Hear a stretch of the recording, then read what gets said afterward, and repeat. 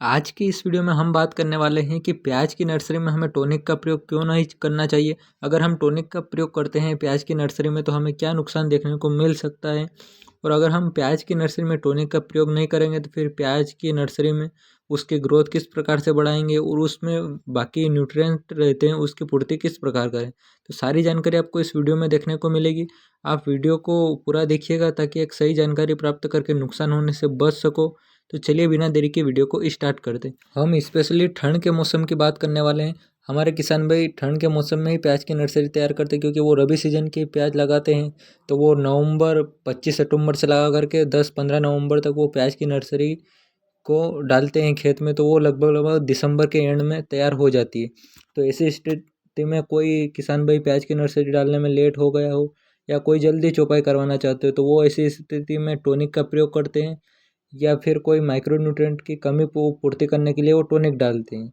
तो ऐसी स्थिति में वो टॉनिक का प्रयोग तो करते हैं, लेकिन जब टॉनिक का प्रयोग करते हैं तो दिसंबर के महीने में ठंड भी गिरती है। ऐसी स्थिति में हम टॉनिक डालते हैं तो हमारा प्याज की नर्सरी का पौधा होता है वो इतना नाजुक बन जाता है कि जिसमें अर्ली ब्लाइट आने की समस्या बहुत ही अधिक मात्रा में हो जाती है। अर्ली ब्लाइट का मतलब होता है कि पीला धब्बा, जो कि फंगस होता है एक तरह का। ये ठंड के मौसम में रात के समय में ठंड गिरती है, कोहरा उस समय आता है और वो पत्तों के ऊपर जम जाता है, जिससे कि उसमें अर्ली ब्लाइट आने की समस्या अधिक बढ़ जाती है, जिससे कि प्याज में पीलापन बढ़ जाता है। और ठंड के मौसम में थ्रिप्स का अटैक तो बहुत कम होता है, लेकिन कहीं स्थान पर जैसे कि टेम्परेचर का सही नहीं मेंटेन होना, ऐसी स्थिति में थ्रिप्स या फिर अन्य मोला मच्छर तो हमारी प्याज की नर्सरी में रहते हैं। और ऐसी स्थिति में हम प्याज की नर्सरी की ग्रोथ करवाने के लिए या कुछ कारणों से हम टॉनिक का प्रयोग कर देते हैं, जिससे कि हमारा पौधा होता है वो मुलायम और नाजुक ज़्यादा हो जाता है।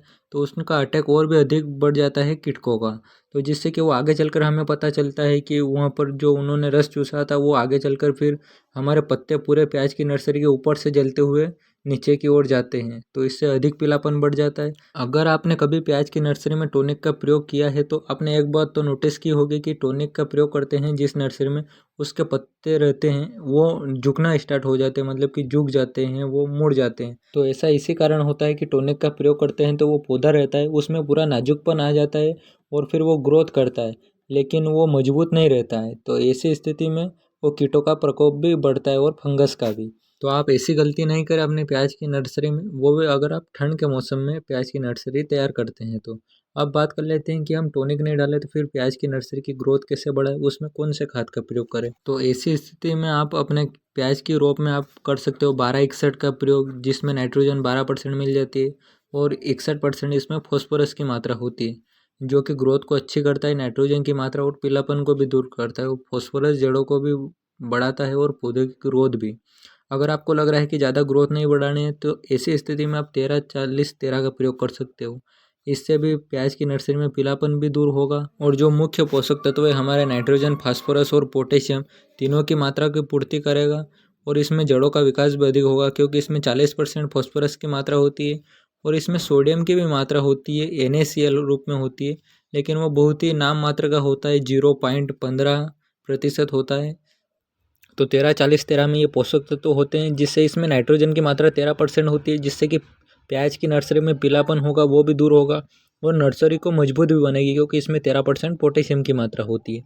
तो आप इसका भी प्रयोग कर सकते हो, और आपको अधिक ही ग्रोथ चाहिए तो आप 12-61 का प्रयोग कर सकते हो, क्योंकि इसमें डाई अमोनियम रूप में नाइट्रोजन होती है जो कि एकदम से लगती है पौधे को। आपको हमारे द्वारा दी गई जानकारी अच्छी लगी हो तो वीडियो को एक लाइक करिएगा, और चैनल पर नए हो तो सब्सक्राइब कर लीजिएगा, और पुराने हो तो नोटिफिकेशन बेल ऑन कर लेना। तो आपका महत्वपूर्ण समय देने के लिए धन्यवाद। हम मिलते हैं अगले लेटेस्ट वीडियो में, तब तक के लिए जय जवान जय किसान।